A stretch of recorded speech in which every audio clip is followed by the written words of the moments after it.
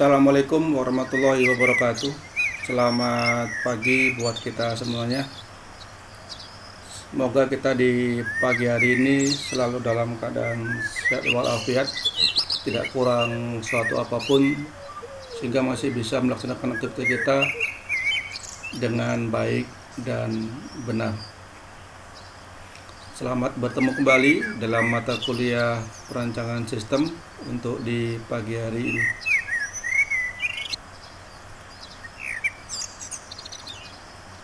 Pada pertemuan kali ini, kita sudah masuk ke pertemuan yang ke-8, di mana materinya adalah mengenai desain sistem. Tujuan dari materi ini adalah setiap mahasiswa dapat menyebutkan beberapa macam desain sistem yang bisa dipergunakan untuk membuat sistem yang baru.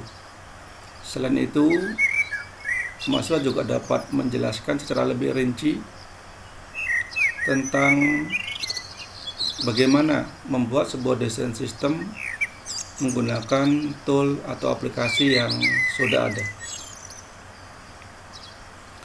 Yang perlu dipahami bahwasanya desain sistem dibuat adanya beberapa kebutuhan dan keperluan-keperluan, sehingga sistem yang lama memang harus digantikan dengan sebuah sistem yang baru. Secara umum, pembuatan desain sistem atau pengembangan sistem itu disebabkan oleh pertama, adanya permasalahan. Permasalahan ini dapat berupa apakah kegiatan yang tidak sesuai dengan yang direncanakan, atau mungkin juga bisa jadi adanya beberapa kecurangan-kecurangan di beberapa bagian, sehingga menyebabkan apa yang menjadi tujuan utama dari suatu kegiatan itu menjadi tidak tercapai. Yang kedua, untuk meraih kesempatan-kesempatan yang ada, sehingga dengan adanya desain sistem yang mengikuti perubahan atau perkembangan zaman, maka memungkinkan untuk bisa mencapai kesempatan-kesempatan yang ada. Karena jika sistem kita masih menggunakan juga sistem yang lama, sementara zaman terus berubah, maka bisa jadi kesempatan tersebut tidak bisa kita capai dikarenakan kita tidak memenuhi standar atau sistem yang ada pada saat sekarang ini. Dan yang ketiga adalah adanya instruksi. Instruksi ini merupakan suatu bentuk perintah yang secara umum akan dilakukan oleh suatu atau semua organisasi, sehingga akan menyebabkan juga adanya perubahan suatu bentuk sistem. Misalnya, instruksi ini berasal dari pemerintahan yang menyebabkan semua sistem harus berubah, sehingga mau tidak mau kita harus mengikuti dari instruksi tersebut. Dari desain sistem yang kita buat, maka diharapkan akan adanya beberapa peningkatan yang terjadi, sehingga akan kelihatan perbedaan antara sistem yang lama dengan adanya sistem yang baru. Nah, di sistem yang baru, peningkatan tersebut diharapkan antara lain adanya peningkatan dalam hal performance atau peningkatan kinerja dari sistem sebelumnya. Dengan peningkatan performa ini diharapkan capaian target yang sudah ditentukan sebelumnya akan terjadi peningkatan, sehingga kinerja kita akan dianggap lebih baik lagi dibandingkan dengan kinerja yang sudah ada sebelumnya. Kemudian adanya peningkatan dalam bidang informasi. Informasi adalah sesuatu yang sangat penting sekali. Kalau selama informasi kita dapatkan mungkin lambat atau sudah mengalami gangguan, maka dengan adanya desain sistem yang baru, maka juga diharapkan adanya peningkatan di dalam memberikan informasi, sehingga informasi yang kita peroleh itu bisa lebih cepat, lebih efisien, efektif, sehingga kita tidak tertinggal lagi dalam hal untuk mendapatkan data misalnya, untuk mendapatkan pelaporan untuk mendapatkan hal-hal yang berhubungan dengan keperluan yang sifatnya penting, sehingga keputusan akan bisa diambil dengan sesegera mungkin dengan berdasarkan informasi yang kita dapatkan. Nah, seandainya informasi ini lambat, maka juga kita akan mendapatkan keputusan yang lambat yang mengakibatkan bagi suatu bentuk organisasi atau perusahaan juga akan mengalami suatu bentuk kemunduran karena informasi yang diterima lambat. Sementara kita tahu bahwasanya informasi sangat penting sekali dibutuhkan di dalam rangka untuk mengambil suatu bentuk keputusan atau kebijakan dari pimpinan.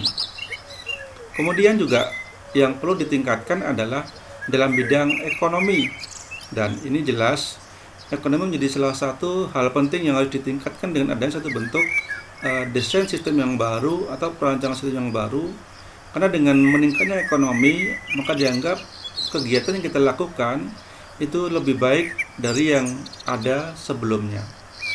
Selanjutnya ada kontrol atau pengawasan, dan ini penting sekali.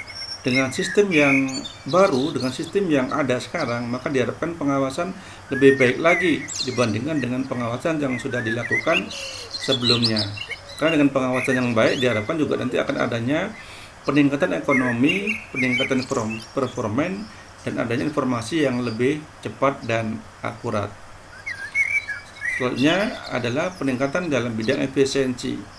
Efisiensi dalam hal ini adalah peningkatan dalam hal penggunaan sumber daya yang ada untuk bisa dipergunakan seefisien mungkin, sehingga tidak ada hal-hal yang sifatnya tidak berguna atau mubazir. Maka dengan sistem yang baru dibuat sedemikian rupa sehingga hal-hal kecil pun bisa menjadi perhatian, sehingga semua kegiatan, semua sumber daya yang diperlukan bisa memberikan dampak yang lebih besar, sehingga dengan demikian akan tercapai efisiensi seperti yang diharapkan. Selanjutnya, peningkatan yang juga diharapkan adalah adanya tentang security atau keamanan dari sistem. Maka dengan adanya peningkatan sistem di sini, semua kegiatan akan terpantau dengan baik, sehingga hal-hal yang tidak dipergunakan atau hal yang sifatnya tidak mencurigakan, maka dengan adanya security di sini bisa langsung diketahui dengan cepat, sehingga penanggulangannya bisa sesegera mungkin untuk dilakukan, sehingga membuat sistem tidak menjadi lambat atau tidak menjadi rusak atau bahkan mungkin tidak menjadi sistem yang sifatnya down, karena kita sudah memiliki security yang lebih baik lagi dibandingkan dengan sebelum kita menggunakan sebuah desain atau perancangan sistem yang baru. Secara umum, di dalam kita mempelajari sebuah desain sistem itu dapat dibagi menjadi 5 kategori. Yang pertama, desain sistem itu akan meliputi desain output. Ya, desain output merupakan satu bentuk desain yang merupakan gambaran atau keluaran dari beberapa masukan yang sudah diberikan. Dimana dengan kita melihat sebuah desain output, diharapkan kita nanti bisa menentukan input-input apa saja yang akan diperlukan di dalam pembuatan desain outputnya. Yang kedua, yang diperlukan atau secara umum bagian dari desain sistem adalah mengenai desain input. Desain input tidak akan bisa dipisahkan dengan desain output, karena beberapa bagian dari desain input akan merupakan hasil atau merupakan desain dari output.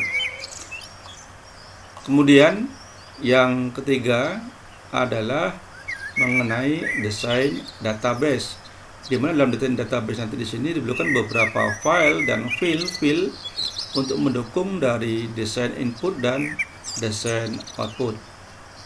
Kemudian yang keempat yang diperlukan di dalam membuat desain sistem adalah mengenai desain teknologi.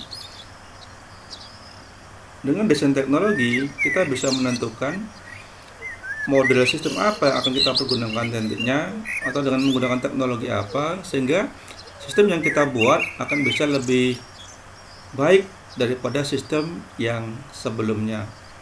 Dan yang kelima adalah desain yang kita perlukan dalam sebuah perancangan sistem atau desain sistem adalah mengenai desain security atau keamanan dari desain itu sendiri. Dan ini sangat penting karena sebuah sistem yang baru tanpa adanya keamanan sebuah sistem, maka bisa saja akan diganggu atau dirusak oleh orang lain.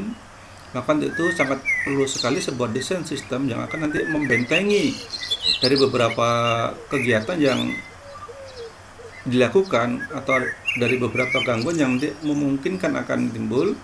Maka dengan adanya desain sistem atau dengan desain security ini akan bisa membentengi atau membuat batasan sehingga sistem yang kita lakukan itu sangat kecil kemungkinan untuk bisa diganggu oleh orang lain atau orang-orang yang tidak berkepentingan.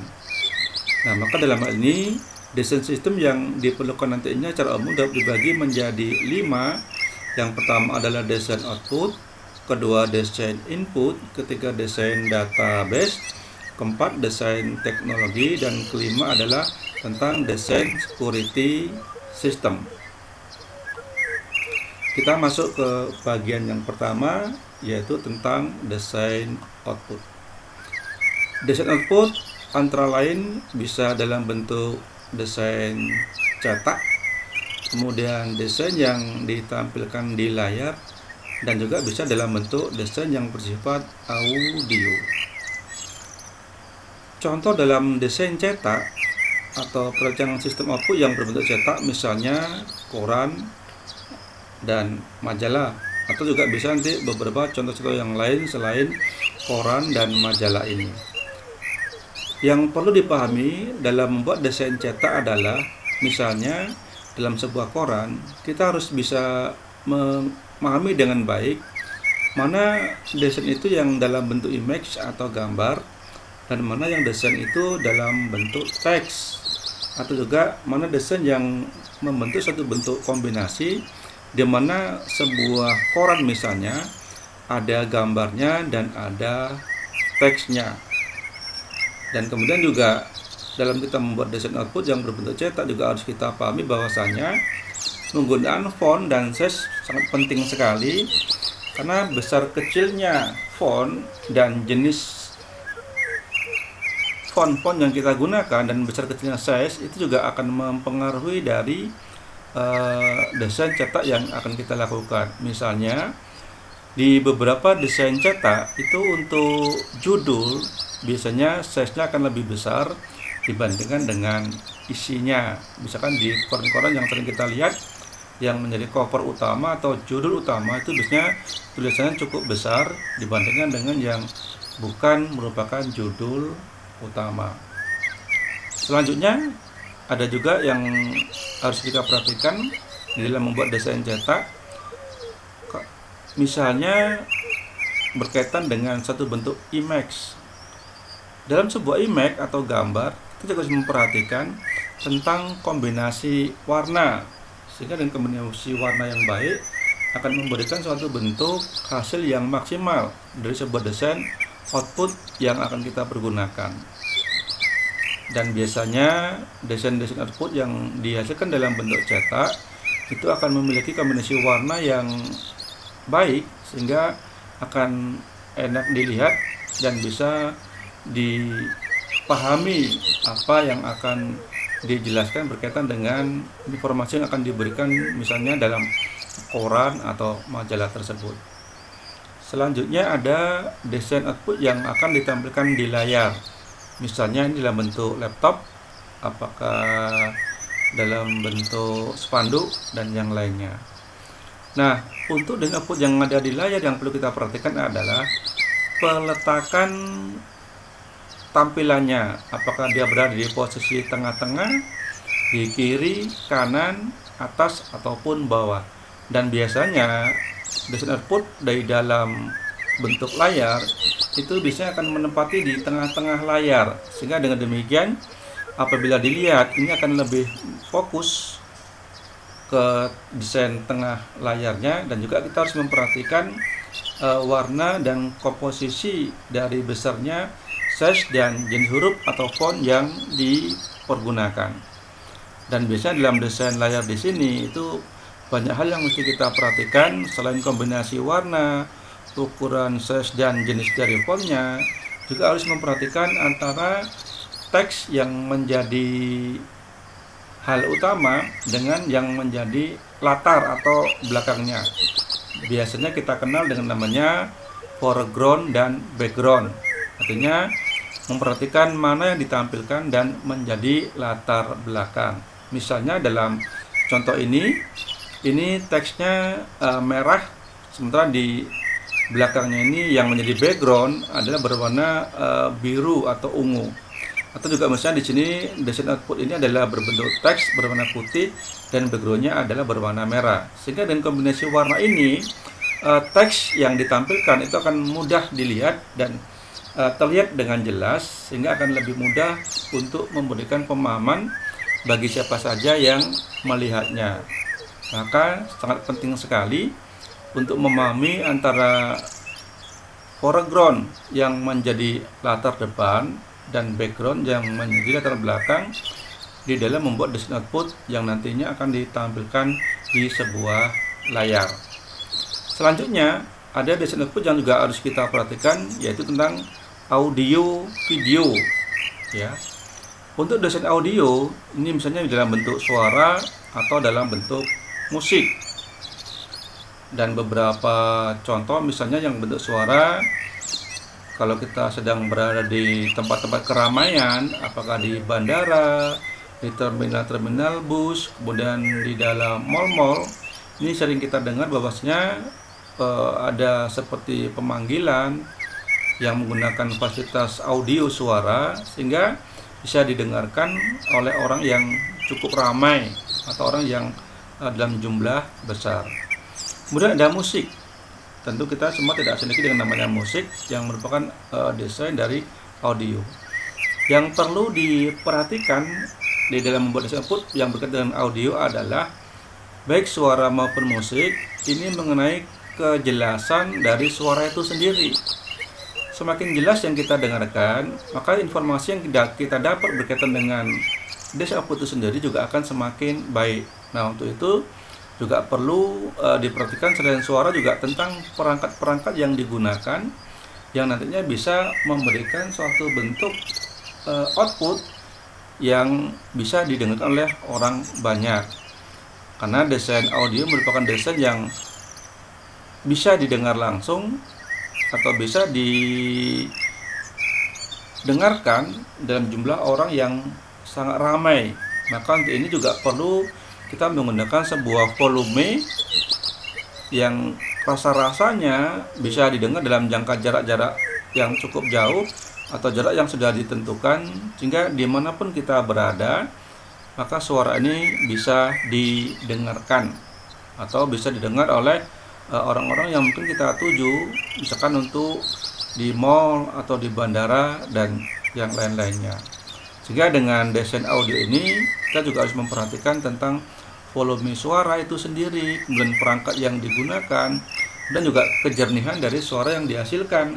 Sehingga dengan demikian kita juga perlu nanti adanya pengaturan nada, sehingga bisa dibesarkan, bisa dikecilkan sesuai dengan kebutuhan yang kita inginkan. Ini beberapa hal yang berkaitan dengan desain output yang nantinya bisa dalam bentuk cetak, layar, atau juga audio.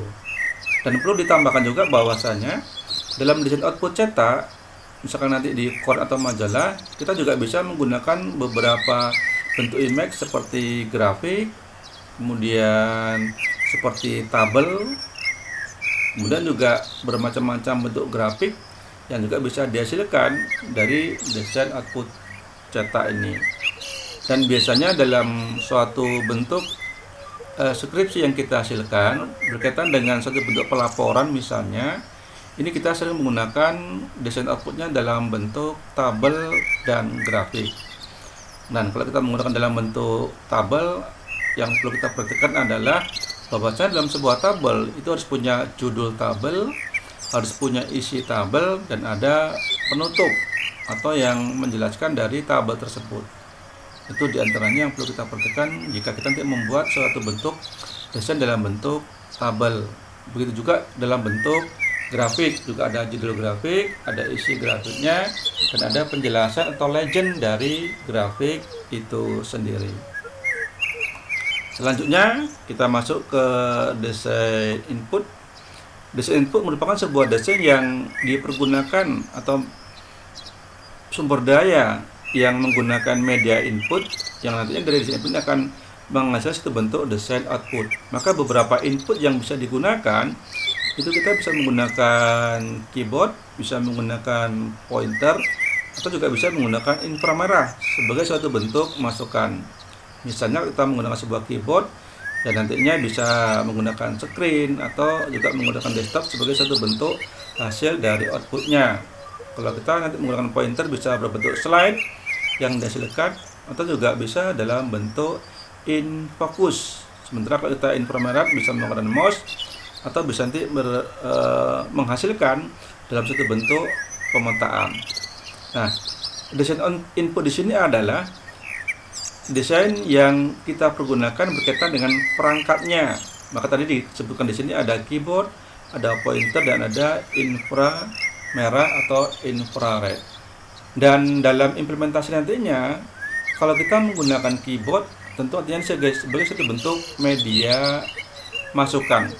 Dan dalam desain input di sini sebenarnya itu akan memberikan suatu bentuk media yang bisa kita lihat di layar atau di desktop atau juga dalam bentuk screen. Dan dalam desain input nanti di sini itu akan sedikit berbeda kalau kita langsung diimplementasikan dengan menggunakan bahasa pemrograman. Jadi yang saya masukkan desain input di sini adalah tentang perangkat yang bisa dipergunakan untuk membuat suatu bentuk keluaran atau output. Jadi belum termasuk yang lebih terinci lagi bagaimana bentuk-bentuk dari desain input itu sendiri. Jadi kita belum membahas mengenai bagaimana format desain input yang dikaitkan dengan desain output yang menggunakan bahasa pemrograman. Jadi kita belum masuk dalam itu. Ini hanya dalam pembahasan tentang beberapa media atau sumber daya yang bisa digunakan sebagai desain input. Misalkan seperti keyboard, pointer, inframerah, dan yang lainnya. Selanjutnya kita masuk ke desain database. Ya. Dalam desain database biasanya akan terjadi beberapa kegiatan yang kita lakukan, misalnya berkaitan dengan sebuah transaksi, dengan sebuah pelaporan, ataupun dalam suatu bentuk backup data. Desain database adalah desain yang diperlukan karena desain database adalah desain yang bisa dipergunakan untuk menyimpan sebuah data atau merekod atau merekam sebuah data dari beberapa kegiatan-kegiatan yang ada yang berkaitan dengan input dan outputnya. Misalnya berkaitan dengan kegiatan transaksi. Untuk kegiatan transaksi, misalkan kita bisa nanti dalam membuat sebuah tabel, dan di mana dalam sebuah tabel ini juga terdapat adanya primary key dan adanya foreign key. Dan saya yakin masing-masing ada semua di dalam pembahasan tentang tabel, kemudian primary key dan foreign key ini sudah Anda dapatkan di mata kuliah tentang database tersendiri.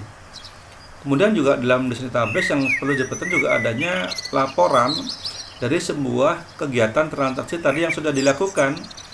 Maka nanti kita juga harus membedakan mana yang menjadi file master dan mana yang menjadi file data, atau juga mana yang menjadi file yang berkaitan dengan suatu kegiatan atau transaksi.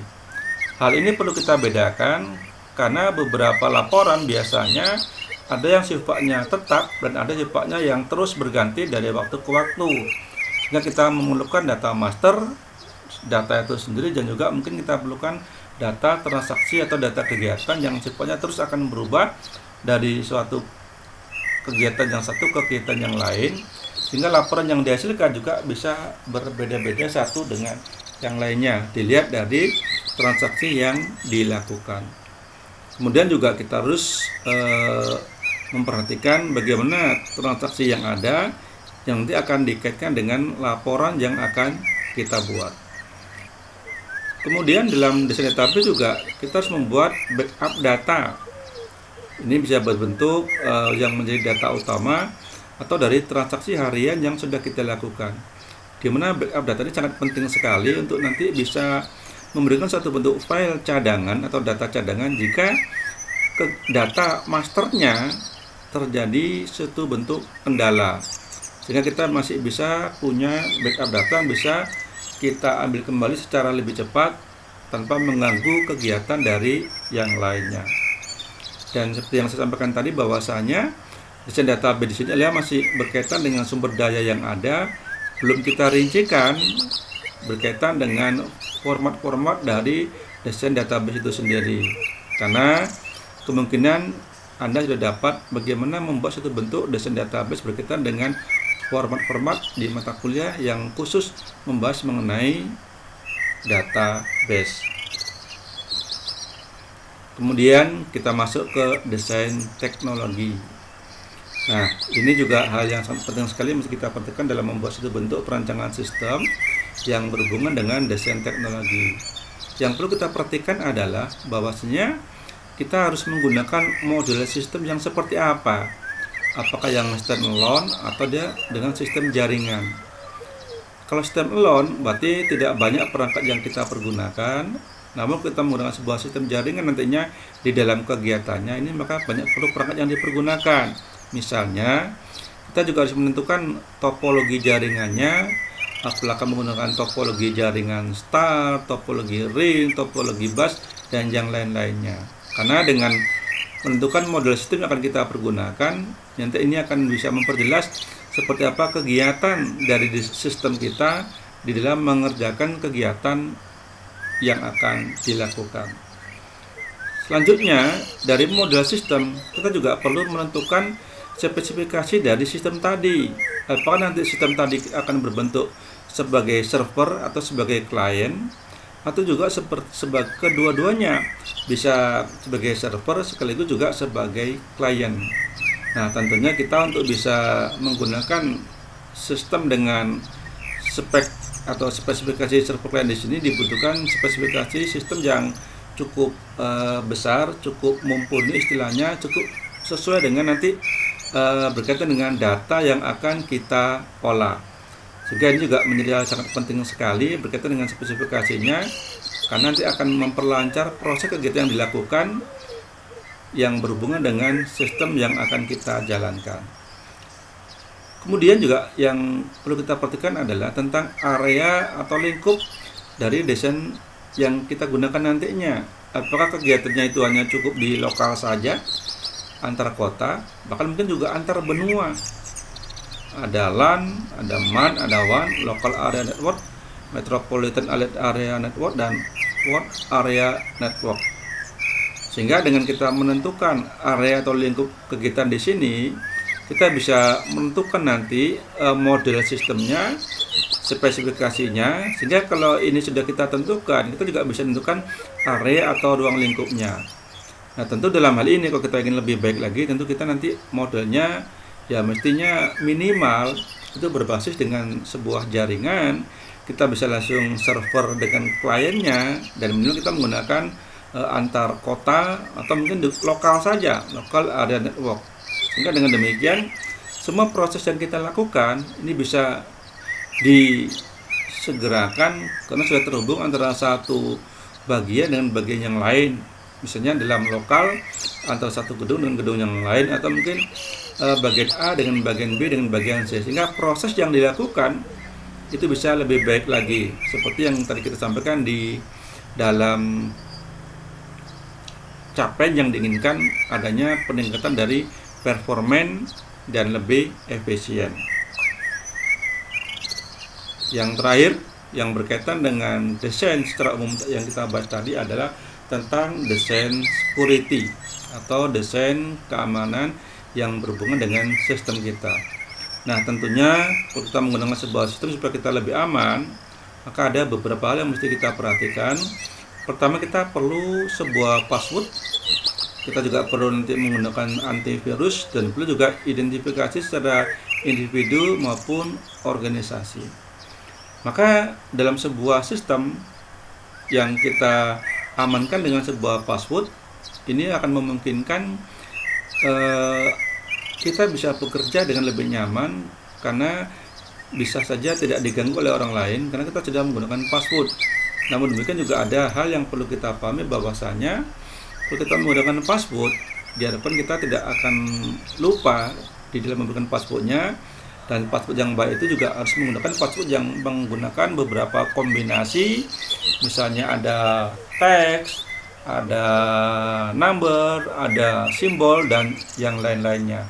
Minimal password yang kita pergunakan di dalam mengamankan sistem kita nantinya adalah kombinasi teks, number, simbol, dan yang lainnya. Kemudian password juga bisa dalam bentuk teks atau number, juga bentuk face atau voice. Ya, jadi juga bisa mengkombinasikan bentuk wajah atau juga voice. Itu juga mungkin teks password yang juga bisa mengkombinasikan antara teks, face, voice, dan juga dengan menggunakan suara. Ini tujuannya supaya akan lebih aman lagi, sehingga memungkinkan orang lain tidak bisa meretas password kita karena password kita sudah standar. Kemudian juga kita perlu memperhatikan bagaimana penggunaan antivirus untuk mengantisipasi. Jadi sistem yang kita pergunakan bisa aman atau bisa lebih lama masa berlakunya. Kita juga perlu menggunakan antivirus sebagai penangkal beberapa virus yang berkemungkinan akan mengganggu sistem kita. Dan yang perlu dipahami bahwasanya antivirus juga ada yang free dan ada yang berbayar atau yang premium. Tentu akan lebih baik jika kita menggunakan antivirus yang premium karena akan lebih terjamin keamanannya dibandingkan mungkin yang sifatnya adalah free. Namun sekali lagi ini tergantung dari kebutuhan yang akan nanti kita pergunakan tentang penggunaan antivirus. Apa antivirusnya? Ini sangat banyak sekali dan sangat beragam. Tentu kita bisa memilih mana yang lebih baik di antara beberapa jenis antivirus yang mungkin sudah Anda kenal.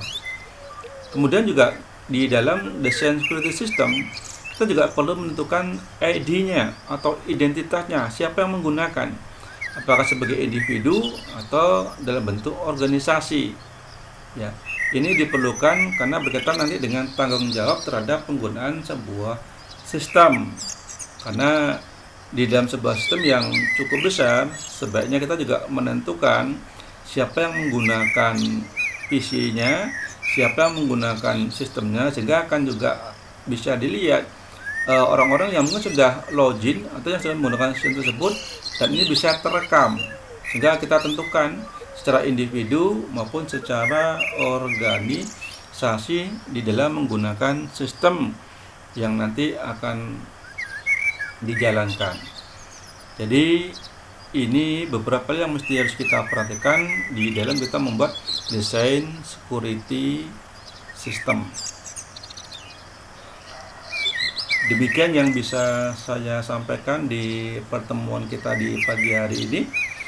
Selanjutnya kita akan melakukan diskusi di akhir pertemuan ini, dan diskusi ini nanti bisa masing-masing Anda ikuti dengan menggunakan media WhatsApp, karena seperti minggu-minggu yang lalu kita juga menggunakan media WhatsApp untuk kita bisa berdiskusi, dan saya yakin Anda semua sudah tergabung di dalam grup WhatsApp di sini.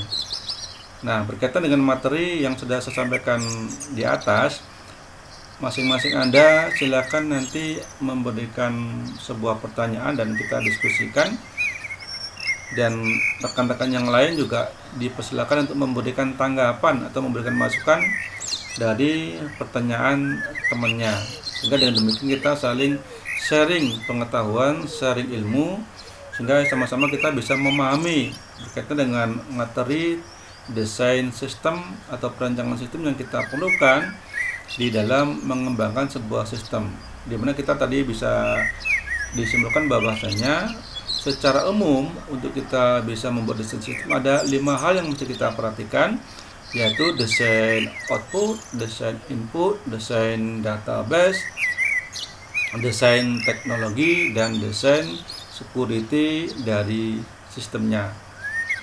Demikian yang bisa saya sampaikan. Mudah-mudahan materi ini bisa menjadi pemahaman bagi kita semua dan Anda bisa lebih jelas lagi Dan nanti Anda bisa mencari referensi yang lain yang berhubungan dengan desain sistem dan bisa memberikan beberapa masukan untuk rekan-rekan yang lainnya. Demikian untuk pertemuan hari ini, kita lanjutkan dengan materi diskusi. Silakan masing-masing Anda dipersiapkan perangkatnya untuk nanti kita bisa melanjutkan dengan diskusi. Good luck. Selamat buat kita semuanya, dan dalam masa kuliah kita yang masih work from home ini, Anda tetap berada di rumah, tetap selalu jaga kesehatan, stay at home and keep healthy, sehingga kita semua selalu dalam keadaan sehat walafiat, bisa beraktivitas seperti biasanya tanpa mengurangi kegiatan-kegiatan yang lainnya. Dan tentunya kita selalu berdoa semoga kita bisa melaksanakan ibadah kita dengan baik dan benar, dan bisa nanti melaksanakan kegiatan-kegiatan yang lain juga seperti biasanya.